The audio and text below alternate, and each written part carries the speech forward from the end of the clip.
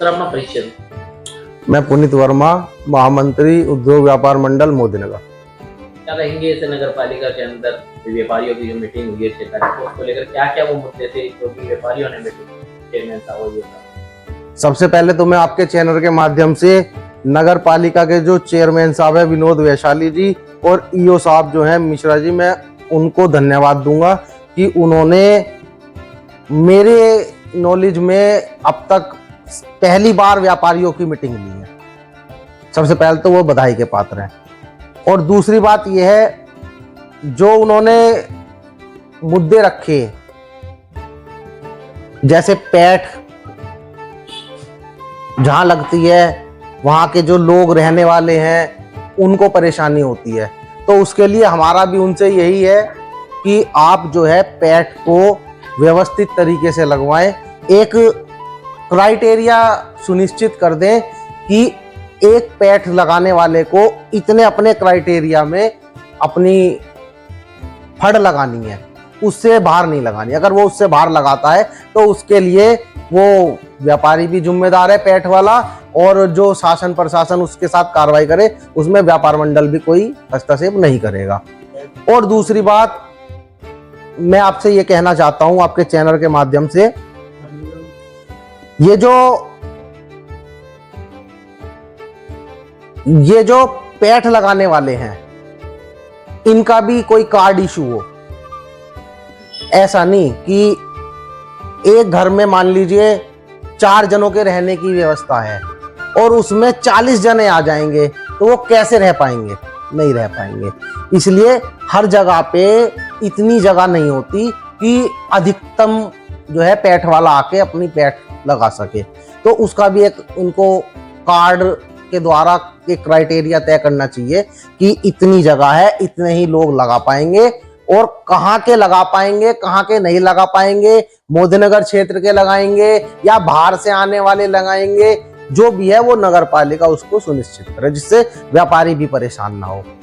Sir देखा गया है जैसे कि मुस्लिम समाज की तरफ जाएं तो तमाम देखा जाए रेहड़ी लगाई हुई है, और जाम की व्यवस्था की बात करें तो वाहनों को निकलने की कोई रास्ता नहीं बनता है। उसको लेकर तमाम देखा गया है कि मोदीनगर में जो चेयरमैन साहब है उन्होंने भी और तमाम संगठनों ने जो है धरने भी दिए और ज्ञापन भी दिए गए हैं। उसको लेकर क्या कहेंगे, कब तक इसका समाधान का आपसे बातचीत हुई? हमारी उनसे ये बात हुई है कि वो भी अपने यहाँ पे डिस्कस करें और हमारे जितने भी व्यापार मंडल है वो भी आपस में इसमें बातचीत कर रहे हैं, चर्चा कर रहे हैं कि इनका समाधान किस तरह निकले रेडी पटरी वालों का। और उसके लिए मैंने आपको बताया ना, अगर नगर पालिका वाले कार्ड इशू कर देंगे अपनी तरफ से कि आप इस क्षेत्र में पैठ लगाते हैं, इस तारीख इस दिन लगाते हैं, आपका ये जगह है, आप यहीं लगाएंगे, इससे अलग आप कहीं नहीं लगाएंगे, तो फिर ये व्यवस्था बन जाएगी।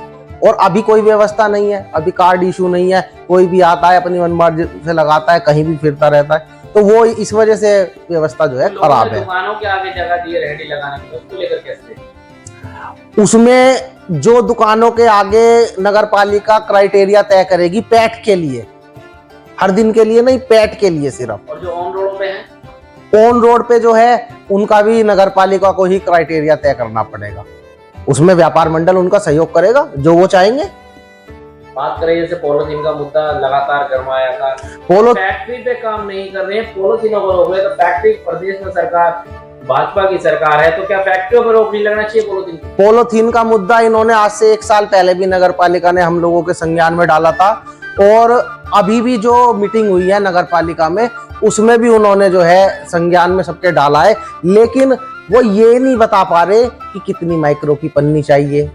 और दूसरी बात ये है, ये जो आप फुटकर व्यापारी पे अपना डंडा चलाने का काम कर रहे हो, ये सही बात नहीं है। आपको सब पता है कि होलसेलर कौन है, फैक्ट्री कहाँ है, कहाँ से बन रहा है, कहाँ से माल आ रहा है, किस तरह बाजारों में सप्लाई हो रहा है, तो आप उनको चिन्हित करें। मेरे हिसाब से फुटकर व्यापारी को परेशान करने से बढ़िया है आप जहां बन रहा है आप उनको जाके वो करें, उनसे डिस्कस करें इस विषय में। देखो फुटकर व्यापारी परेशान होगा, वो हम लोगों के पास आएगा, तो हम लोगों को भी फिर कहीं ना कहीं इसमें एक स्टैंड लेना पड़ता है। तो आप किस तरह से देखते हैं कि सरकार को जल्द से जल्द कदम उठाने चाहिए? देखो जल्द से जल्द तो कुछ नहीं होता, हर चीज की व्यवस्था बनते बनते बनती है। अब व्यवस्था इतनी अटपटी हुई है, इतनी खराब हुई है, उसको समय लगता है सही होने में। लेकिन ये है कि अगर आप मेन जो बंदे हैं उनको टाइट करोगे तो नीचे वाला तो अपने आप सुधर जाएगा। जिस घर का मुखिया बढ़िया होगा उसकी तो औलाद अपने आप सीधी चलेगी। जब मुखिया ही सीधा नहीं होगा तो औलाद क्या करेगी? इसलिए जो मेन है, बड़े हैं, उन पे शिकंजा कसो, नीचे वाले अपने आप सुधर जाएंगे।